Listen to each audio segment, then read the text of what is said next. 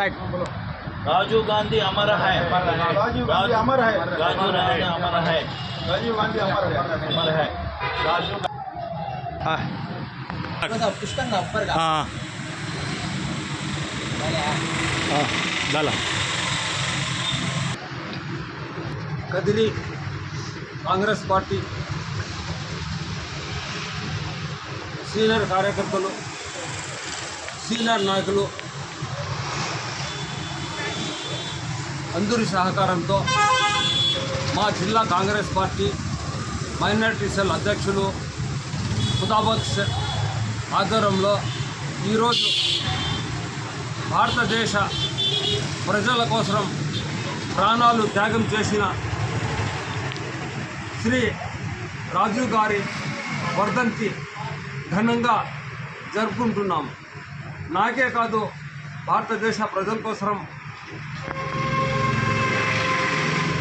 ప్రాణాలు త్యాగం చేసినందుకు చాలామందికి బాధాకరం. సోనియా గాంధీ గారు ఇటాలీకి చెందిన వారే, నాకు కూడా తెలుసు, నేను కూడా ఒప్పుకుంటాను. కానీ భారతదేశంలో రాజీవ్ గాంధీకి వివాహం చేసుకున్న తర్వాత భారతదేశ ప్రజల కోసం తన భర్త ప్రాణాలు త్యాగం చేసింది. శ్రీమతి సోనియా గాంధీ గారు బతుకుతున్నారంటే రాహుల్ గాంధీ కోసం బతకలేదు, ప్రియాంక గాంధీ కోసం బతకలేదు, భారతదేశ ప్రజల కోసం బతుకుతున్నాను చేస్తున్నాను. ఒక విధంగా ఆలోచన చేస్తే కంప్యూటర్ ఈ మధ్య కాలంలో చిన్న చిన్న పిల్లోడు ఫోన్ తీసుకుని ఆడుకుంటూ అంటాడు. ఇళ్ళల్లో 5 సంవత్సరాలు 6 సంవత్సరాలు 4 సంవత్సరాలు చదువుకుంటే పిల్లవాడు కంప్యూటర్ తీసుకుంటూ ఆడుకుంటూ అంటాడు.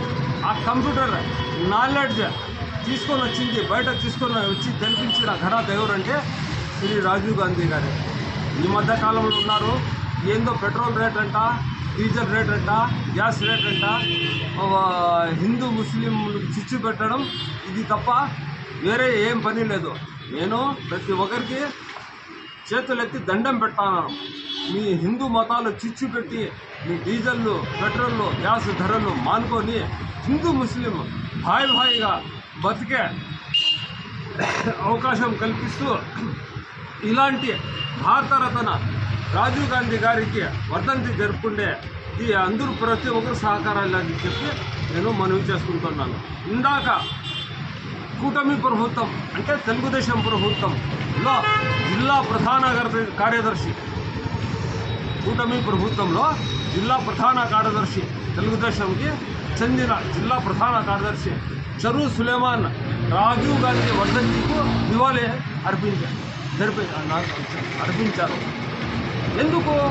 ఆయన తెలుగుదేశమే కావచ్చు, కానీ ఆయన దగ్గర రాజకీయాలు కాదు, ఆయన దగ్గర మానవత్వం ఉంది.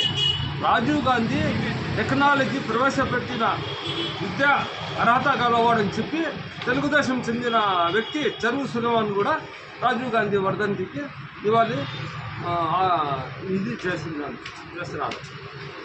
కాబట్టి దీనికి పార్టీతో సంబంధం లేదు.